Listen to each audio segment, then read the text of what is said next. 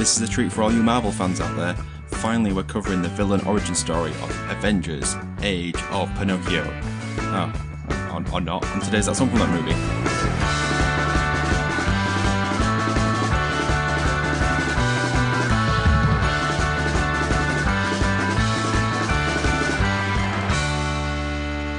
Zip it, lock it. I was about to say bop it. Fix it. No, put it in your pocket. What are these? Thank you for joining that song from that movie, the journey through the very best and worst of movie songs. I am your Hi-Diddle-Dee-Dee host, Dietrich, and today we're joined by a little puppet made of pine, Alex. Yep. Move on. You don't want to comment on that at all? Definitely like Anita. Okay. Well, we're also joined by the man from the happy land of carefree boys, Ben. No, that one needs comment. I mean, yeah, that one needs comment, did you say? Yep. No, it's fine. We can just go with that. I must say, I would definitely like to go to Pleasure Island. Just I'll avoid the booze. Not the carefree boys. Yes, I would also avoid that just for legal purposes. If you want to go to Pleasure Island, it's a theme park in Cleethorpes. Well, I thought there's an actual official one, but yeah, the Cleethorpes one. Not the Disneyland one. The only one I know of is the one that's in Cleethorpes. In Cleethorpes. There's the bar. So, it's been a little while since we last recorded, so I'm going to ask a question. What have you been watching recently? But which could mean anything up to the last 2.5 weeks. Yeah, I've watched a lot of muck and tripe. Just a lot of whatever my wife puts on and falls asleep to. A lot of John Tucker Must Die. A film called Nine Dead. Which might be one of the worst films I've ever seen. With the lady who played Sabrina. I forgot her name. What is her name? Melissa It's Joan Hart. Melissa Joan Hart, that's the one. I watched The Nightingale, which was actually a good film by the lady who did The Babadook. That was a really good film. Babadook? The Babadook. But incredibly... I wish Babadook in the film actually said it like that, because it wouldn't be as scary. Like Marmaduke. like someone Babadook. from Nottinghamshire. Babadook. But yeah, other than that, tripe. What about you, Alex? My entire... well, I don't know if I should say what period it is. Christmas New Year period. No, I broke them all. Has been taken up by watching a Netflix TV show called Bridgerton. Is it good? Well, it depends what you define as good or what TV shows you kind of like. It's ridiculous. What should I like to like it? I don't know. It's kind of almost indefinable in a lot of ways. It's a cross between something like Downton Abbey and Gossip Girl. Yeah, no thank you, I'll skip. Yeah, it doesn't sound like it's for me. Well, I made use of my Disney Plus account during this week and finally got around to watching the live-action remake of Mulan. Yeah, I've still not done it. No, I've not seen it, no. It is dull. Cool. It's really dull. Like, I know they got rid of Musha and the songs and stuff like that, but it's so boring. There's no jeopardy in the film. Like, Mulan already knows how to do everything in the army. Like, in the opening scene, it shows that she's already like a warrior well before, so she doesn't need any training. So it's 35 minutes of the film of them training, but for no reason. So they're not getting down to business. There was only two good bits. Was one, there's a cameo from Ma Ningwei. Is that her name? Yeah, I think so. Yeah. And also how they shoehorned all the song titles into it's like, you will bring an honour to us all. Wink, wink. Wink to camera. Nudge, nudge. She truly will become a girl worth fighting for. Wink. There's no cricket or grasshopper either, which I'm sure will disappoint Michael Eisner. He'll be furious at that. We will be talking about probably one of Michael Eisner's favourite films. For obvious reasons. So today's episode is the songs of Disney's animated classic, Pinocchio. So to find out what's happening in the world when the movie came out, over to you, Ben. Yeah, crack knuckles. Damn, I can't crack knuckles. So yeah, we're going back all the way to February 1940. So obviously we've got World War II raging across much of Europe again, dominating the news, which means it's a bit harder to find non-war related facts. But I've done it, because, I'm amazing. Here's a tidbit. The very first Tom and Jerry cartoon created by William Hanna and Josie Barbera was debuted by MGM, but it was not with their actual famous names that we've come to know. Do you know what the original names of Tom and Jerry were? John and Terry. Just like cat and mouse. It wasn't cat and mouse. It was slightly more... So did they actually have names? Yes, they were. The names were Jasper and Jinx. Which way around was it? Was it still the same way around? You know what? I've tried to look this up, and I have no idea. I'm assuming. Yeah, it's just because Jinx sounds more like a cat's name than it does a mouse name. Whereas Jasper, I feel could be both. Yeah, I mean, you could have said it the other way around, Jinx and Jasper. Or do you think it only works Jasper and Jinx? No, I think it worked. I mean, clearly they didn't think it worked at all anyway, so they went for a much more conventional Tom and Jerry. In other news, Gone with the Wind cleans up at the Oscars, taking 8 in total. And I guess it was interesting just reading about it. I went on a bit of a dive again. I don't know if people are aware, but Hattie McDaniel, who was the winner of the Best Supporting Actress for the film, she was the first African-American to win an Oscar at this point. From reports at the time, and I was reading a few articles that came out sort of a few days afterwards, she was absolutely beaming with her award. And I couldn't really... I was trying to find the speech, but for some reason all the quality ones were really poor. But apparently it was a bit of a tearjerker. I've got a snippet of the speech. Do you want to hear it? Yes. Yeah, go for it. Okay. This is one of the happiest moments of my life, and I want to thank each one of you who had a part in selecting me for one of their awards. For your kindness, it has made me feel very, very humble, and I shall always hold it as a beacon for anything that I may be able to do in the future. I sincerely hope I shall always be a credit to my race and to the motion picture industry. My heart is too full to tell you just how I feel, and may I say thank you and God bless you. Which I think is quite beautiful, especially when you compare it to some of the tripe that people say nowadays. Obviously, there was a lot of sort of shameful truths of that kind of surrounded that. She wasn't able to sit with the rest of the cast at the Oscars. She had to sit on a segregated table. She wasn't able to go to the after party because they chose to go to a whites-only bar. And she wasn't able to go to the premiere of the actual film because it was at a whites-only cinema, which is, it's just one of those stark just realizations of the time. And it was another 50 years, exactly, 1990, until another black woman won an Oscar, which was Whoopi Goldberg for Ghost. But yeah, it was a nice thing to just kind of remember. And yes, obviously, in February 1940, we also have the release of, as Dee put it, the animated classic Pinocchio. So, going into it, Pinocchio is a Disney animated movie based on the 19th century book by Carlo Collodi, in which an old... Good name. Yeah, very good name. They're always good names. Anything like pre-70s, always a good name. Yes, Dietrich, which is an... That's a cool name. You've got a cool name. What are you saying about Alex? Yeah, no, well, Alex and Ben, we can't really say much. Yeah, I need to rename you two to Jasper and Jinx. Ooh, can I have Jinx? Damn. So yes, the story revolves around an Italian woodcarver who has his wooden puppet Pinocchio brought to life one evening by a blue fairy, who informs him that he can become a real boy if he proves himself to be a brave, truthful, and unselfish character. Spoilers. He fails. Well, to be fair, most of the film he is failing. Yeah. For a kid that seems to really want to be a real boy, he also really wants to get smashed. He's got a lot of vices for someone that's only 2 days old. This was the second animated feature film produced by Disney after the success of Snow White and the Seven Dwarfs in 1937. So, before we go into some stuff, I'm assuming you've both seen this film. What do you guys think?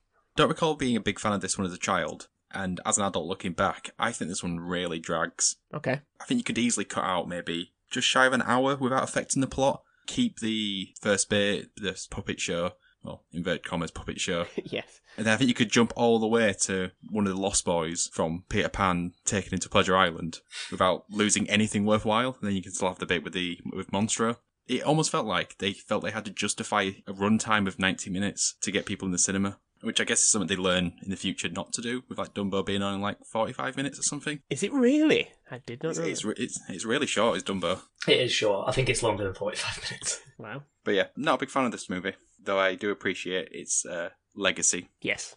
I really don't remember this one at all. And I was reading the plot earlier. I have seen it, like, way ago on VHS. I don't think I've seen it since, to be honest. But when I was reading the plot, I was like, this sounds so bizarre. Like, what's going on? And there's just so much that I'd forgotten about. And, like, the part with where they get turned into donkeys, it was like, when I read it, I remembered it. But then the whole bit about them sort of, like, smoking and getting drunk on the way there to Pleasure Island, I was like, is this ringing a vague bell? It's like, why is this a children's film? It's just absolutely crazy. And then there's a whole bit with because I was thinking there's a part with a whale. There is a part with a whale, and then I was like, but when does that part come into the film, and why is there so much randomness beforehand? Well, yeah, it's interesting you guys saying that. I mean, I watched this film last night, and yes, it had been a long time since I'd seen it before then.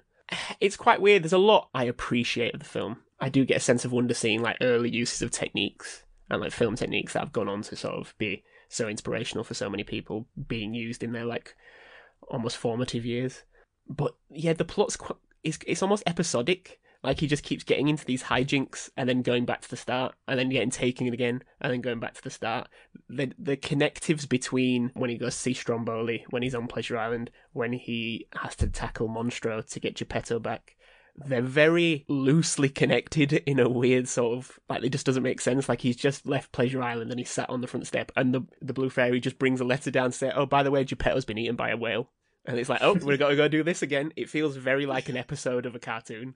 Like, it has nothing related to what's just happened before. It's kind of like if like all the Pinocchio stories were written in sort of like sections, and then they've just like, let's pick the best ones and piece them together as one story or something like that. Yeah, and I'm not 100% familiar if these sort of sections are directly inspired by the comics. And I definitely get you, Alex. The scenes on Pleasure Island, there's that sort of, they're just quite scary. They remind me of like something like sort of the weird German impressionist films we talked about with like Snow White. There's like with the donkeys just crying for their mum when they're being taken away to like the circus or the salt mines. I mean, that's dark as. Yeah, while Pinocchio's just getting blazed. So yeah, I think I'm like D. I appreciate this film. There's little nods and things I like about it, but yeah, it's not my favourite. The film was initially a flop, mostly due to its release time. Lack of strings. I don't know. Pause for effect.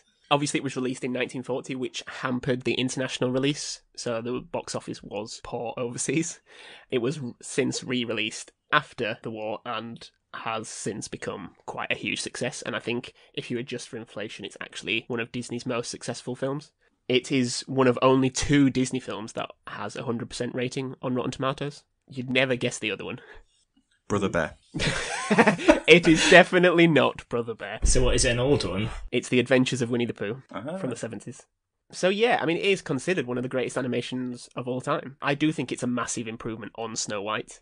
You do feel like they've got a bit more of a handle on what a feature-length animation is, but I think they're still getting a few gripes sorted. Like, yeah, how do we fill this runtime? What do we do here? The jump from Snow White to Pinocchio, animation-wise, it does feel like they're starting to like nail down what the Disney art style is going to be going forward. Yes, yeah. Like, you don't have, like in Snow White, as Alex said, like the taps being sort of weirdly designed. You don't sort of have that in this one. I think there's still bits they're getting used to. Like, there's a bit where at the start where Jiminy Cricket, who narrates the film, he like hops closer to the house at the start, and the camera hops with him across the multiplane animation, and that's quite clever how they do it. And it's only like now, watching the film, that I'd actually noticed that as a kid. You don't care. But yeah, I read a New York Times article from 1940 about the film. Not enough tits. No, it doesn't say anything sexual related, fortunately. But what it does say is that it is superior to Snow White in every respect but one, and that's the score. I think it's true that the songs from Snow White are more memorable. Big. On the whole. Does it mean score as in like background music? Or does it means, but it goes on to talk about both.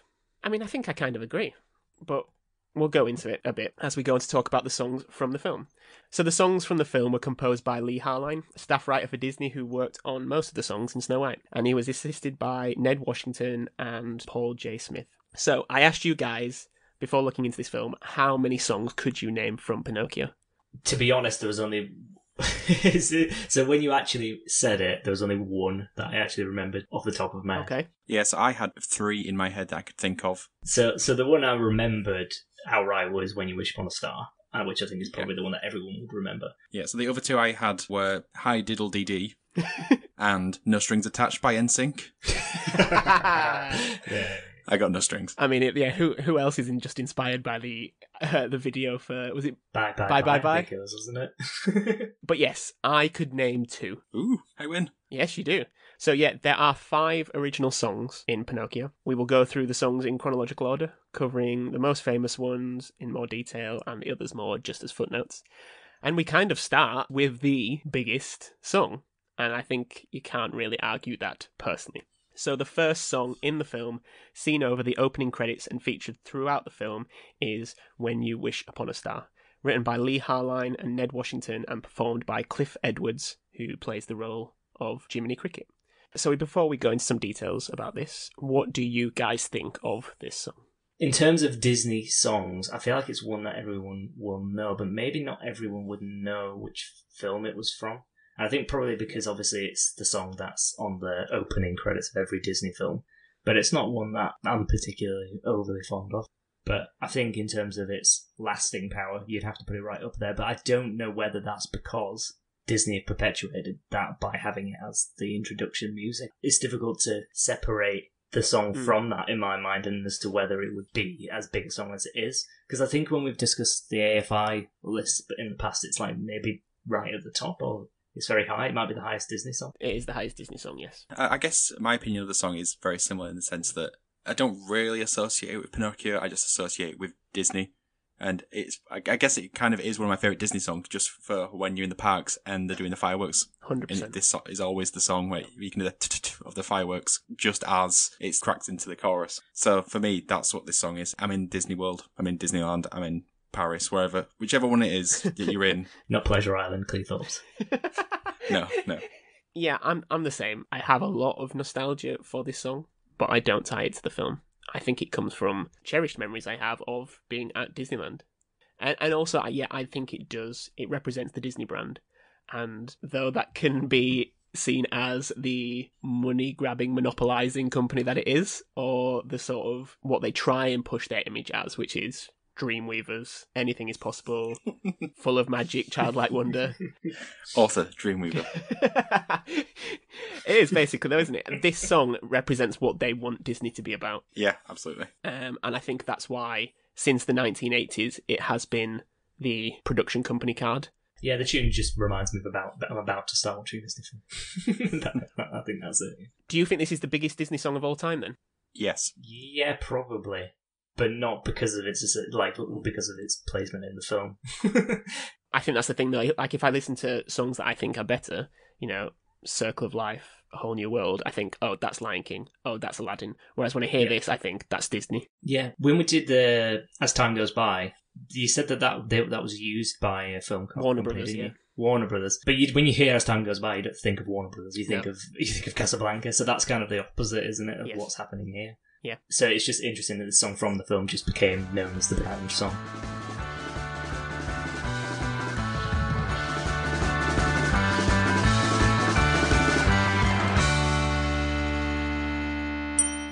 So yeah, as we've said in other episodes of this podcast, this song featured at number 4 in the American Film Institute's 100 Greatest Film Songs, and it's the highest of the 5 Disney songs that were on this list. Now, Harline and Washington wrote this song in 1938, so 2 years before the film's release, and the producers knew it was going to be a hit when they heard it. Initially, they had Cliff Edwards record it for a test take, so he was the voice of Jiminy Cricket, but there was no intention initially for Jiminy Cricket to sing that song. It was always just expected to be a song over the title card, and one that bookends the film with the closing credits. Towards the end of the production of the film, Walt Disney decided to have Jiminy Cricket's role changed to be more of like a narrator. So he kind of basically leads the film. Yeah. And so they just used the test take. They didn't get him to record it again. They just got him to use it. Now, Cliff Edwards, I've never heard of, but apparently he was a huge deal. He sold like 76 million records. Yikes. Yeah. Pretty good going. And I think he's re-released this song like 7 times in different versions. So... Disco version. So, yes, apparently his nickname was Ukulele Ike. Check out his SoundCloud. As if they didn't call him Ikelele. Like, why is it Ukulele Ike? It was already taken. Okay, so moving on to the second song from the film, which is Little Wooden Head. This song on the soundtrack is the second to be featured in the film and occurs when Geppetto sings it as he first uses his newly built marionette while a music box plays in the back. So this is pre-Pinocchio without strings. I had no idea of this song whatsoever. I still don't know. This isn't one of the ones I listen to. No. Even though I watched this last night, I can't remember how this one goes. And every time I try to sing it, it just goes into like one of the Snow White songs. Yeah, it's not memorable Little at all. wooden head. Do do do do do do do. They weren't at the point yet where they were reusing songs and scenes. It's like a filler song. And to be fair, I feel like a lot of the songs in this film feel like filler songs. When the guy from the New York Times talked about the songs from Snow White being better, I just feel they were more interwoven in the narrative as well. Like these just feel like, oh, we've got a break, let's have a song. Like a proper sort of Oklahoma musical when sort of songs would just sort of breakaways from the dialogue or the story, and we just have a bit of a jig. Do you think there's an element of them knocking it out the park with the first song, that they just put the feet up for the rest of them? May well be, yeah. Maybe this was just things they were humming around the studio. I mean, it's not memorable at all. I've never seen it on a Disney compilation album, for which I have many. There's no fireworks display set to this song. No, definitely not. The only thing I guess I thought was of note in this scene is that during the song, Geppetto introduces Pinocchio to his cat Figaro and his goldfish Cleo. Now, there's a lot written about Figaro and Cleo as being... Jasper and Jinx, please. Yes, sorry. They were sort of two of the earliest anthropomorphized characters that had a main role, and they feel like that was the start of the production chain for keeping the animal sidekick going. Like, yeah, this is marketable. This is, Christmas present under the tree. This is what we're doing. And apparently Walt Disney's favourite invention, like in all of his films, was Figaro the cat, and kind of made sure the cat had as big a role as possible. But yeah, these are sort of two of the earliest, because there's no real... I know there's a lot of animals in Snow White and the Seven Dwarfs, but there's not like a named animal, I don't think. Can't think of one. Exactly. So these two, note it down. This was the start of the cash-grabbing company that was Disney. I am wearing my Elsa dress as I speak. I'm literally wearing a Disney t-shirt and Star Wars pyjama bottoms. Sold out. I was just looking at myself then just to check, am I doing it? Nope, not got my Yoda socks on today. What about you, Alex? No, I am not wearing any Disney-related garments. You staying true to yourself, Alex. I like it. Yeah. Have you got any Cleethorpes-related gear? Alex is Flamingo Land through and through. Yeah, I am Flamingo Land through and through, to be fair. Moving on. Give a Little Whistle is the third song in the film, sung by Jiminy Cricket, as he tries to explain the matters of being a conscience to Pinocchio and tells him if he needs him, he can always call and he'll be there. Although he really struggles to whistle, so I doubt he's going to be very successful. Alex, you remembered this song, or rather, you have listened to it since. Yes. State an opinion. So this is an example of one of the songs I mentioned earlier where I heard it and I was like, I recognise this instantly. Yeah, I mean, what was their early obsession with whistling? Yes, That's what I've written down. This continues the Disney streak of whistle-related songs in movies. I don't Ben, think there's one in you Fantasia. got that factoid? I don't think there's... No, I didn't actually. I don't think there's one in Fantasia. I don't think during the Sorcerer's Apprentice scene there's a whistle going on. There might be, actually. I think there's definitely a whistle in Dumbo, because there's that song about the train, isn't there? And the train has a whistle. What's that train song called? Casey Jr. Casey Jr.'s going up. I haven't got any whistling-related facts, and I'm ashamed to say that, unfortunately. Sorry, listeners. The only facts I have is that this was the first section of the film to be drawn by legendary Disney animator Ward Kimball, who was one of the lead artists on the film, and it was used as the tester to see how Jiminy Cricket would look and feel. So there's a lot of different drawings of Jiminy Cricket. Some just don't look like a cricket. I don't know what they were doing. It's like when you see sort of early renditions of Yoda, and he's like this sort of 10-foot monster, and he's like, well, that would have been a different film. I don't think Luke's going to carry Yoda that way. And yeah, maybe they just think, just throw in a whistle song. Just do it. But during this song is one of the most famous lines from the film, and one I think has kind of just pervaded into just general society, which is the always let your conscience be your guide, which I think is a very famous Disney line. Maybe one they should stick with more often. Do you think Michael Eisner said it to himself? The fourth song from the film.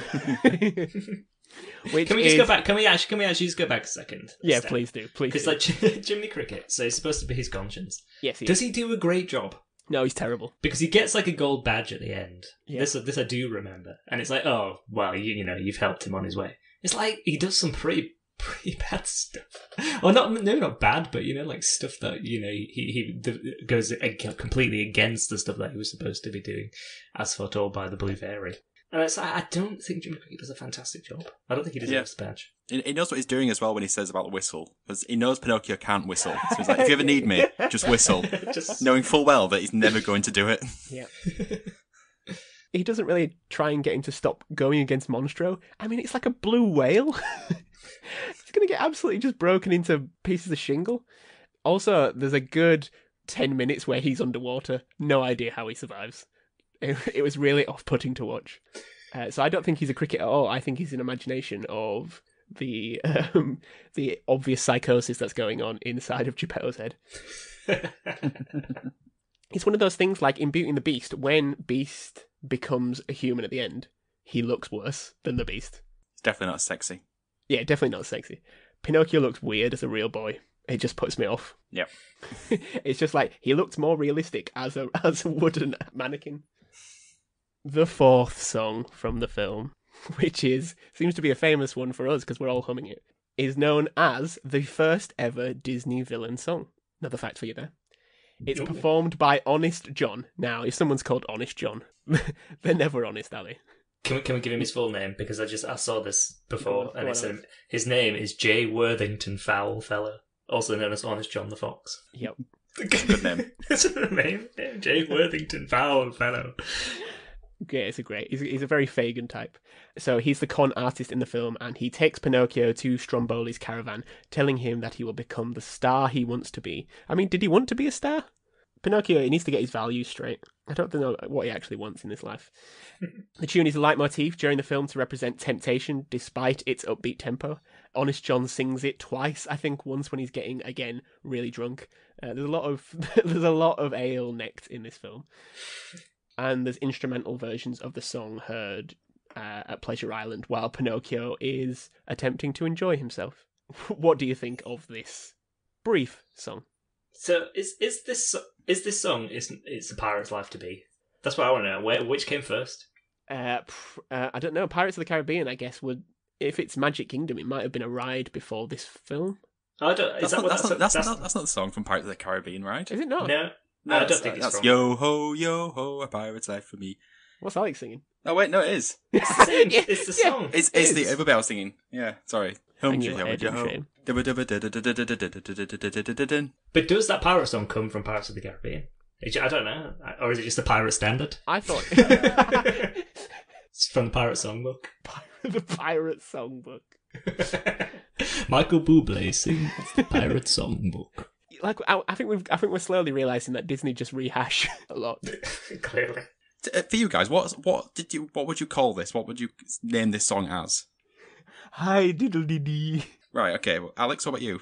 Well, when I looked up, it was called Hi-Diddle-Dee-Dee. Definitely not on the same level, but with Hi Ho, we all sort of went, the lyrics aren't what I thought they were. With this, I always thought it was Hi Diddly, like how Ned Flanders would say diddly, like Hi-Diddle-Dee. But it's Hi-Diddle-Dee-Dee. Hi-Diddle-Dee-Dee. Yeah. Yes. Which I think is hard to say, and it doesn't quite fit in. Like, he actually wrote diddly. Yeah, I mean, again, it's one of those sort of earworm songs, but I had no memory of this song until I watched it. I just have that Hi-Diddle-Dee-Dee in my head over and over. Yeah, I think as well, like, the characters, like, even when I saw a picture of them, I was like, is that Pinocchio? If someone did a picture quiz of like, which Disney films are these characters from, I probably wouldn't have been able to guess. Well, like, yeah, it's quite interesting. While Walt Disney was still trying to develop loads of different styles, we know of the multiplane camera, which was like layers of images on top of each other to give depth. Yep. There's like a watch this scene back if you're listening. It's really interesting. It's like they use the multiplane camera, but it's almost like a tracking shot across the town. And they use it a few times. The day after Pinocchio first is awakened, there's this tracking shot over the town. And it's amazing how they do it. And right at the start in the night sky when it's kind of going through the town, it's incredible how they do it. I mean, even now I don't really understand it. But it's just... And I think, Alex, because they've tried to focus so much on technique on this scene, the Pinocchio does look really weird, like it's a quick sketch of Pinocchio, and their movements are a bit off. I think they were really trying to sort of focus on this new technique. The fifth and final song featured in the film is I've Got No Strings, performed by Dickie Jones, who voiced Pinocchio. In the scene where the song features, Pinocchio performs after being captured by Stromboli, and is joined throughout by different puppets representing different nationalities and styles of dance, some of which perform their own verse in the song. The song is initially interrupted as Pinocchio says he has no strings to hold him down, to which he subsequently falls down. I did know this song. I've seen it on many a soundtrack of Disney compilation albums. And finally, I get back to one where I actually quite like. I don't know about you guys. Well, obviously, I know this song because I watch Marvel movies. Yes. Do you know what he's referencing, Alex? I actually don't know. I mean, I think I've seen the Marvel films, but I only once. The Marvel films. Yes, Marvel pictures. yes. The Iron Boy. I think you're talking about the Man of Iron. Yes, Captain USA. Yes. It was the sequel to The Man in the Iron Mask. Yeah, I would have watched that. But anyway, this song, it's alright. No. That's, to be fair, that's one of the most interesting things I've found, I guess, going on the YouTube comments, and I clicked on various different versions of this song. Every single comment refers to Ultron or Marvel films, or hey, there's a weird robot guy that sings this song in that film. And yeah, my little cousin is more aware of this song from Age of Ultron than Pinocchio, because Marvel is so damn huge. Yeah. So hot right now. The use in the trailer for Age of Ultron was absolutely incredible at the time. It's going back, it's probably one of the best trailers of like the past 15 years. Yeah. Even if the film didn't quite give the goods in terms of what it promised. No, definitely not. And yeah, I mean, Alex, do you remember this song? I do. When I heard it, I was like, "Oh yeah, I should have remembered this one." This was like the other big one that, other than the main song, that I was like, "Yeah, this is the song from Pinocchio." Whereas I think some of the other ones, like I said, like you could have played with them, and I was like, "Yeah, it's a Disney song, but I don't know from what film." Whereas this one is like can only be tied to this film, I think, or Marvel Age of Ultron. Yes. So yeah, and I actually remembered when I heard the song the first time. Not the first time, but the first time this morning. I remembered, like, I could visualize the scene as well. So I think it was one of the ones that I was like, I just knew 100% what it was and where it was from and where it featured, and I could properly visualize everything that went along with it. So I think for me, obviously, this therefore would be a standout song of the film. Yeah. Well, no, I feel like it's very much a song of the time as well, and I think that's the big difference to When You Wish Upon a Star. That song has been covered many times. I think it lends itself to a ballad which is timeless. You know, you've had people, Barbra Streisand, Beyonce, people like this sing that song. You can't really modernise that. Ultron thing, he does it with a sort of a gravitas of speaking it, which is a bit different. It's very William Shatner. But as well, it's almost done in like a parody. Like it's parody, isn't it? Yes, it is very much so. It's not. It's not sung with earnest like people would sing. No. When You Wish Upon a Star, but I think it's because of the emotive nature of that song, isn't it? That's why that's like a standard, to use the word again. Like why that's a song that so many people cover and do cover versions of. Whereas this one's just like, unless you were doing a jokey version, why would you? Exactly. It's a film that's so intrinsically linked to the idea of Pinocchio that it can't be separated, whereas the other one clearly can. Yeah. But yeah, interesting. This is the fifth and final original song from the film. Yet its occurrence is 36 minutes into the film, and there's still another 55 minutes. It's very odd, though. I told you this one drags. Well, see, I think it's opposite. I think the second half of the film is miles better.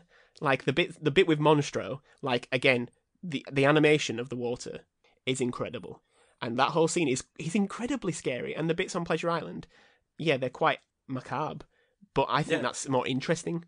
Like the bits where, look, Honest John's taking him down a stroll of the road. Yeah, I don't need that. I'm all right. No, I completely agree. The second half of this film is so much better. The way I would describe the first half is, when are we going to get to the fireworks factory? Yeah. Yep, fair. Top 5 time. As we alluded to earlier, Pinocchio is one of only 2 films that has 100% on Rotten Tomatoes. But of the original Disney films, I want to know what are the worst reviewed films.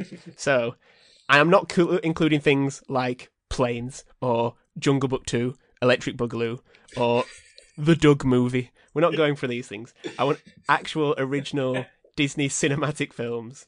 So the worst 5. Okay, let's take a stab at Fun and Fancy Free. I don't even know what that is. Exactly. Yeah, I don't. I was thinking more like Atlantis. Number 3. On the same vein, Treasure Planet. No, Treasure Planet. No, Alex, come on. Alex, yeah, you've been ridiculous now. Brother Bear, who you mentioned earlier. Brother Bear is number 1. Is it? Yeah, the worst reviewed Disney original. It's all around the same time frame, like it's Chicken Little next. Chicken Little is number 2 in the list. Yep, Chicken Little. So you've got the top 3, Brother Bear, Chicken Little, Atlantis. Dinosaur. Oh. I watched that recently. That wasn't that bad. No, dinosaurs not on this list. Can you give us some sort of time frame windows for these last two? Again, D, think of the time that you've just said Chicken Little and Brother Bear. There's one Bolt. that sandwiches them. No, Bolt's great. Home on the Range. Home on the Range is number 5. Oh, the cat one. Oliver and Company, yes, Oliver and number 4. Company. Well done, yeah. The Black Cauldron is also the same as Home on the Range, but it has a better audience score, so I kept it in. I feel like the Black Cauldron is actually really genuinely good, though. Yeah, well, Maybe it's a cult film. this sort of run of Brother Bear, Home on the Range, Chicken Little might be some of the worst sort of productions of any studio. We smashed that anyway. Well done. Okay, so now it's time for the ultimate question of what is the best song of Pinocchio. I'll just go first straight away and say it's Wish Upon a Star. Alex? I'll go second and say it's Wish Upon a Star. I'll go third and say it's When You Wish Upon a Star. Oh, Ben. Because that's the name of the song. 2-1 victory to us, Ben, sorry. Yeah, damn. So that brings a close to our episode regarding Pinocchio. Let us know what you think the best Pinocchio song is on Twitter. Our Twitter handle is what, Alex? TSF, TM Pod. Nailed it.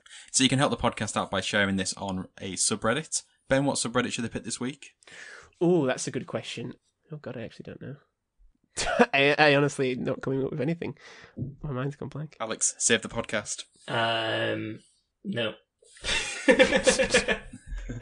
I love that. The J. Worthington Fowl Fellow subreddit. Okay, we'll go with that. I don't know what was the worst Disney film? Brother Bear. The Brother Bear subreddit. Yes, that's where we go. We'll go on the Brother Bear subreddit. You can also help us by signing up to our Patreon. It starts from £1 a month or $1.50. You can do that on patreon.com/TSFTM. If you sign up, you might have a chance of being on the podcast in the future. And finally, you can help us by buying our merchandise, tpublic.com/TSFTM. You name it, we probably don't have it, but we have a lot of stuff. So all that's left now is to do some goodbyes. So it's goodbye from myself, goodbye, and goodbye from Alex. It's a thong! And goodbye from Ben. Yeah, goodbye, honestly. I can't copy that. So, goodbye everybody. Bye. Bye. Bye. Yeah.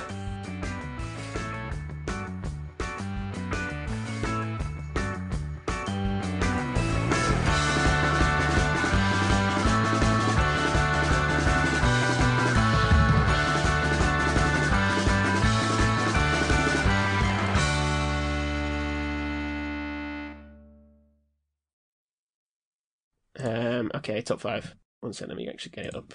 Is it top 5 songs from Pinocchio? I wish, Alex. That's the segment afterwards. Okay.